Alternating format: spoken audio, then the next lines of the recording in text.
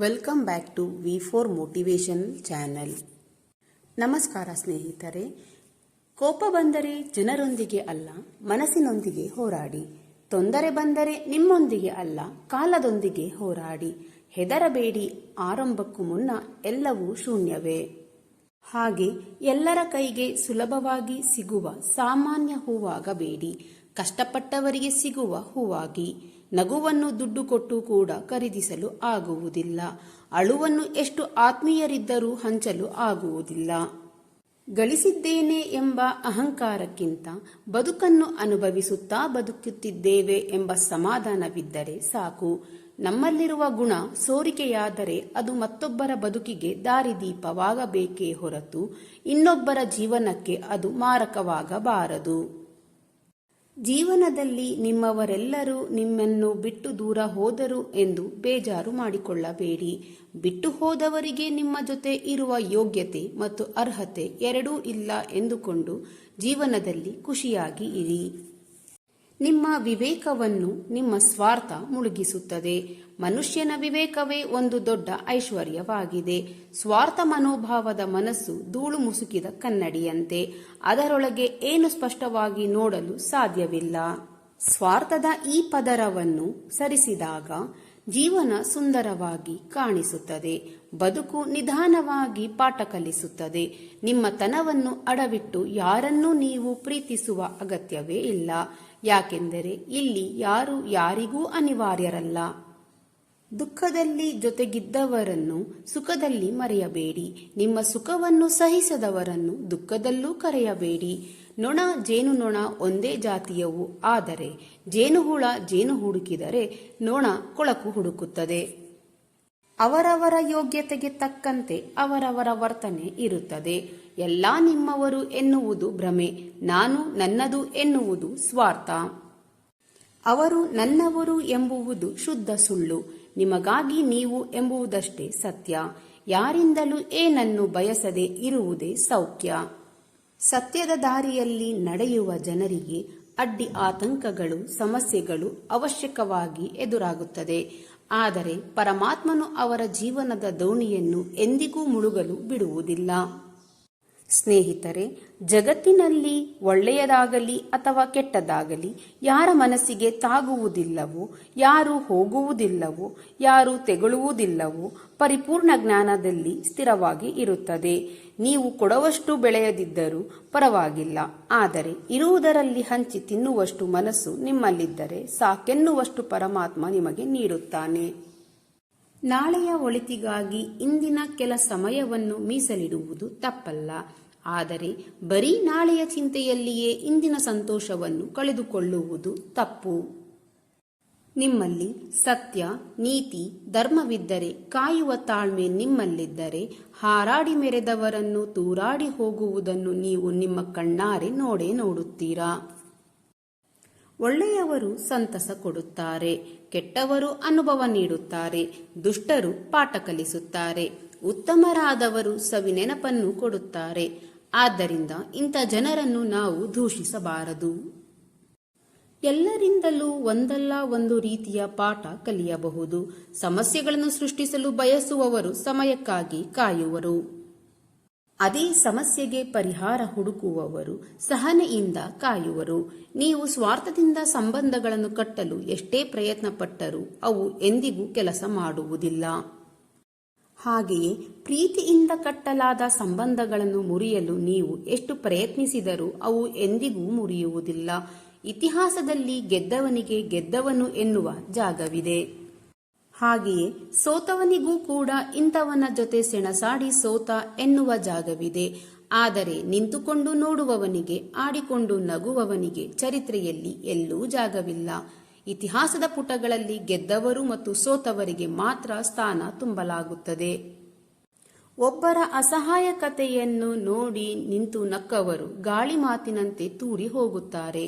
ನಿಮ್ಮ ವಿರುದ್ಧ ಸಂಚು ಹಾಕಲು ಪ್ರಯತ್ನಿಸುತ್ತಿದ್ದಾರೆ ಎಂದರೆ ಅರ್ಥ ಮಾಡಿಕೊಳ್ಳಿ ನೀವು ಎಷ್ಟು ಬಲಶಾಲಿ ಎಂದು ಅಂದುಕೊಂಡಿದ್ದಾರೆ ಅವರು ಎಂದು.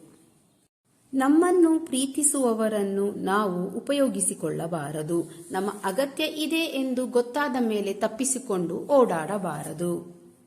ನಮ್ಮನ್ನೇ ನಂಬಿದವರಿಗೆ ಎಂದಿಗೂ ಮೋಸ ಮಾಡಬಾರದು ಹಾಗೂ ನಮಗೆ ಸಹಾಯ ಮಾಡಿದವರನ್ನು ಎಂದಿಗೂ ಮರೆಯಬಾರದು. ಬದುಕು ನಿಧಾನವಾಗಿ ಪಾಠ ಕಲಿಸುತ್ತದೆ. ಜೀವನದಲ್ಲಿ ನಿಮ್ಮತನವನ್ನು ಅಡವಿಟ್ಟು ಯಾರನ್ನೂ ನೀವು ಪ್ರೀತಿಸುವ ಅಗತ್ಯವಿಲ್ಲ. ಯಾಕೆಂದರೆ ಇಲ್ಲಿ ಯಾರು ಯಾರಿಗೂ ಅನಿವಾರ್ಯರಲ್ಲ. ವಾದ ಸಂದರ್ಭಕ್ಕೆ ಗೆಲ್ಲುತ್ತೆ, ವ್ಯಕ್ತಿತ್ವವನ್ನು ಕಳೆದುಕೊಳ್ಳುತ್ತೆ. ತಾಳ್ಮೆ ಸಂದರ್ಭದಲ್ಲಿ ಸೋತರು ವ್ಯಕ್ತಿತ್ವವನ್ನು ಗೆಲ್ಲುತ್ತದೆ. ನಿಮ್ಮನ್ನು ಅವಮಾನಿಸಿದವರೊಡನೆ ಜಗಳವಾಡುವ ಬದಲು ಅವರೆದುರು ಬೆಳೆದು ನಿಂತು ಬದುಕುವುದೇ ನಾವು ನೀಡುವ ಉತ್ತಮವಾದ ಉತ್ತರ. ಕೆಲವು ಸಾರಿ ದ್ವೇಷಿಸುವವರಿಗೆ ದಂಡಿಸಬೇಕು ಅನ್ನೋ ಅವಶ್ಯಕತೆ ಇಲ್ಲ. ನಮ್ಮ ನಗು, ನಮ್ಮ ಮೌನ ಹಾಗೂ ನಿರ್ಲಕ್ಷ್ಯವೇ ಸಾಕು. ಶಬ್ದಗಳಿಗಿಂತ ಮೌನವು ಹೆಚ್ಚಿನ ಕೆಲಸವನ್ನು ಮಾಡುತ್ತದೆ. ಆದ್ದರಿಂದ ಆದಷ್ಟು ನಾವು ನಾಲಿಗೆಯ ಚಪಲಕ್ಕೆ ಕಡಿವಾಣ ಹಾಕಿ ಮೌನವಾಗಿ ಕೆಲಸ ಮಾಡುವುದನ್ನು ಕಲಿಯಬೇಕು. ನಾವು ಸಾಹಸದಿಂದ ಯಾವುದೇ ಕೆಲಸವನ್ನು ಮಾಡಲು ಮುಂದಾದರೆ ನಮ್ಮ ಆತ್ಮಶಕ್ತಿಯ ವೃದ್ಧಿಯಾಗುತ್ತಾ ಹೋಗುತ್ತದೆ. ಅಷ್ಟೇ ಅಲ್ಲ, ಮತ್ತಷ್ಟು ಮಗದಷ್ಟು ಸಾಹಸಮಯ ಕೆಲಸ ಮಾಡಲು ನಮ್ಮ ಮನಸ್ಸು ಅಣಿಯಾಗುತ್ತದೆ. ಯಾವುದಾದರೂ ಉತ್ತಮ ಕೆಲಸವನ್ನು ನಮ್ಮ ಆತ್ಮದ ಸಂತೃಪ್ತಿಗಾಗಿ ಮಾಡಬೇಕು. ಯಾರಾದರೂ ನಮ್ಮನ್ನು ಅಥವಾ ನಮ್ಮ ಕೆಲಸವನ್ನು ಗುರುತಿಸಲಿ ಎಂದು ಉತ್ತಮ ಕಾರ್ಯವನ್ನು ಮಾಡಲು ಮುಂದಾದರೆ ಅಂತಹ ಕಾರ್ಯದಿಂದ ನಿರಾಸೆ ಮತ್ತು ಅತೃಪ್ತಿಯ ಭಾವನೆ ಹೊರಬರುವುದು. ನಿದ್ದೆ ಬಂದರೆ ಎಲ್ಲವನ್ನೂ ಮರೆಸುತ್ತದೆ, ನಿದ್ದೆ ಬರದಿದ್ದರೆ ಎಲ್ಲವನ್ನೂ ನೆನಪಿಸುತ್ತದೆ. ಹಾಗಾಗಿ ನಿದ್ದೆ ಎಂಬುವುದು ಒಂದು ಅದ್ಭುತ.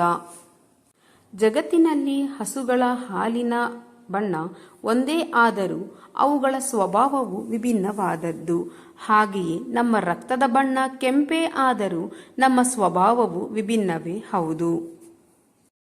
ಜೀವನದಲ್ಲಿ ಆಧ್ಯಾತ್ಮದ ಸಾಕ್ಷಾತ್ಕಾರದ ಮಾರ್ಗವಿದೆ. ಆ ಮಾರ್ಗದಲ್ಲಿ ನಡೆಯಬೇಕು ಎಂಬ ಹಂಬಲ ಇದ್ದರೆ ಆ ಮಾರ್ಗದಲ್ಲಿನ ವಿಚಾರಗಳ ಆಸಕ್ತಿಯು ಅತ್ಯವಶ್ಯಕ. ನಮ್ಮೊಳಗೆ ಅಡಗಿರುವ ಅಹಂಕಾರವು ಯಾವಾಗ ನಾಶವಾಗುವುದೋ ಆ ಕ್ಷಣದಿಂದ ನಮಗೆ ನಾವು ಯಾರು ಎಂಬುವುದರ ಆಧ್ಯಾತ್ಮದ ಅರಿವು ದೊರಕಲು ಆರಂಭವಾಗುತ್ತದೆ. ಪ್ರತಿಯೊಂದರಲ್ಲಿಯೂ ಪಾಸಿಟಿವ್ ವಿಚಾರಗಳನ್ನು ಹುಡುಕುವ ಮನಸ್ಸು ನಮ್ಮದಾದರೆ ನಮ್ಮಷ್ಟು ಸುಖಿ ಜೀವಿಗಳು ಬೇರೆಲ್ಲೂ ಸಿಗಲು ಸಾಧ್ಯವಿಲ್ಲ. ನಮ್ಮ ಜೀವನಕ್ಕೆ ವಿಶಾಲವಾದ ಅರ್ಥ ಸಿಗಬೇಕಾದರೆ ನಮ್ಮ ವಿಚಾರಗಳು ಪರಿಣಾಮಕಾರಿಯಾಗಿ ಇರಬೇಕು. ಯಾವಾಗಲೂ ನಾವು ಸಾಮಾನ್ಯವಾಗಿ ಕತ್ತಲೆ ಮತ್ತು ಅಂಧಕಾರವನ್ನು ದ್ವೇಷಿಸಲು ಮುಂದಾಗುತ್ತೇವೆ. ಜ್ಞಾನ ಎಂಬ ದೀಪವನ್ನು ಬೆಳಗಿಸಲು ಮುಂದಾಗುತ್ತಿದ್ದಂತೆ ಕತ್ತಲೆ ಎಂಬ ಅಂಧಕಾರವು ಓಡಿ ಹೋಗುತ್ತದೆ. ನಮ್ಮ ಬದುಕಿನ ಗುರಿ ಸಾಧನೆಯ ಹಾದಿಯಲ್ಲಿ ಎದುರಾಗುವ ಪ್ರತಿ ಅಡೆತಡೆ ಮತ್ತು ಅವಮಾನಗಳು ಉಳಿಪೆಟ್ಟು ತಿಂದ ಹಾಗೆ. ಅವುಗಳನ್ನು ಎದೆಗುಂದದೆ ಧೈರ್ಯದಿಂದ ಎದುರಿಸಿ ಮುನ್ನಡೆಯುವ ಕಲೆಯನ್ನು ರೂಢಿಸಿಕೊಳ್ಳಬೇಕು.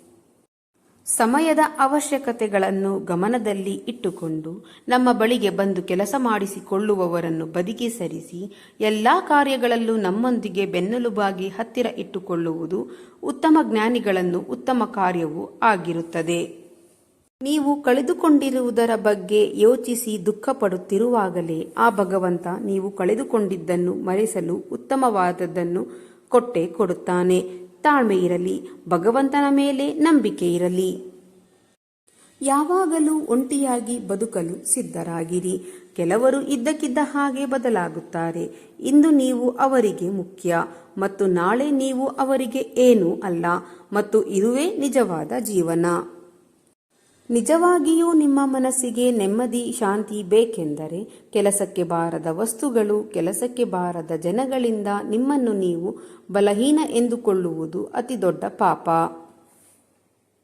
ಜೀವನದಲ್ಲಿ ನೀವು ಕೆಳಗೆ ಬಿದ್ದಿದ್ದರೆ ಅಥವಾ ಸೋತಿದ್ದರೆ ನೀವೇ ಎದ್ದು ನಿಲ್ಲಲು ಪ್ರಯತ್ನ ಪಡಿ, ಹೋರಾಡಿ. ಸಂಪೂರ್ಣ ನಿಷ್ಠೆಯಿಂದ ನಿಮ್ಮ ಕರ್ತವ್ಯ ನಿಷ್ಠೆ ಮಾಡಿ ನಿಭಾಯಿಸಿ. ಉಳಿದ ಎಲ್ಲವನ್ನು ಆ ಭಗವಂತನಿಗೆ ಬಿಟ್ಟು ಬಿಡಿ.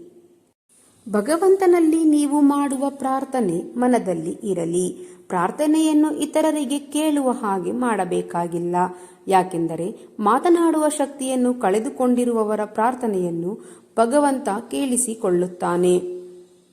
ನೀವು ಎಲ್ಲ ವಿಷಯದಲ್ಲೂ ಸೋತಾಗ, ದಿಕ್ಕೇ ಕಾಣದಾದಾಗ ಪರಮಾತ್ಮ ನಿಮಗೆ ಮತ್ತೊಂದು ಅವಕಾಶದ ಬಾಗಿಲನ್ನು ತೆರೆಯುವವರೆಗೆ ಭಗವಂತನ ಹೆಸರನ್ನು ಉಚ್ಚರಿಸುತ್ತಲೇ ಇರಿ.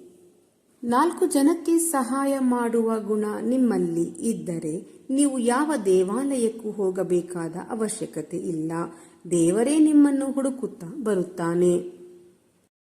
ಪ್ರೇಮ ತುಂಬಿರುವ ಕಣ್ಣುಗಳು ಹಾಗೂ ಶ್ರದ್ಧೆಯಿಂದ ಬಾಗಿರುವ ಶಿರ, ಸಹಾಯಕ್ಕೆ ಸದಾ ಸಿದ್ಧವಿರುವ ಕೈಗಳು, ಸನ್ಮಾರ್ಗದಲ್ಲಿ ನಡೆಯುವ ಕಾಲುಗಳು, ಸತ್ಯವನ್ನೇ ನುಡಿಯುವ ನಾಲಿಗೆ, ಇವುಗಳೇ ಭಗವಂತನಿಗೆ ಪ್ರಿಯವಾದ ಅಂಶಗಳು. ಯಾವುದೋ ಒಂದು ನೋವಿನಿಂದ 1000 ಹನಿ ಕಣ್ಣೀರು ಹಾಕಿದೆ ಎಂದುಕೊಳ್ಳಬೇಡಿ. ಆ ಒಂದು ನೋವಿನಿಂದ ಲಕ್ಷಗಟ್ಟಲೆ ಅನುಭವ ಪಡೆದೆ ಎಂದು ಖುಷಿಪಡಿ. ಆ ಅನುಭವಗಳೇ ನಿಮ್ಮ ಉನ್ನತ ಜೀವನದ ದಾರಿಗೆ ಸ್ಫೂರ್ತಿ. ಸ್ನೇಹಿತರೆ, ಈ ವಿಡಿಯೋ ನಿಮ್ಮ ಮನಸ್ಸಿಗೆ ಸ್ವಲ್ಪವಾದರೂ ಪ್ರೇರಣೆ ನೀಡಿದ್ದರೆ ಒಂದು ಲೈಕ್ ಮಾಡಿ, ನಿಮ್ಮ ಅಭಿಪ್ರಾಯವನ್ನು ಕಮೆಂಟ್ನಲ್ಲಿ ಹಂಚಿಕೊಳ್ಳಿ. ನನ್ನ ಪ್ರಯತ್ನ ನಿಮಗೆ ಇಷ್ಟವಾಗಿದ್ದರೆ ಚಾನೆಲ್ ಅನ್ನು ಸಬ್ಸ್ಕ್ರೈಬ್ ಮಾಡಿ. ನಿಮ್ಮ ಬೆಂಬಲವೇ ನನ್ನ ಶಕ್ತಿ. ಹಾಗೆಯೇ ಮತ್ತೆ ಮುಂದಿನ ವಿಡಿಯೋದಲ್ಲಿ ಒಂದು ಮೋಟಿವೇಶನಲ್ ಮಾಹಿತಿಯೊಂದಿಗೆ ಭೇಟಿಯಾಗೋಣ. ಅಲ್ಲಿಯವರೆಗೆ ಸಕಾರಾತ್ಮಕವಾಗಿ ಯೋಚಿಸಿ ಸಂತೋಷವಾಗಿ ಬಾಳಿರಿ. ಧನ್ಯವಾದಗಳು.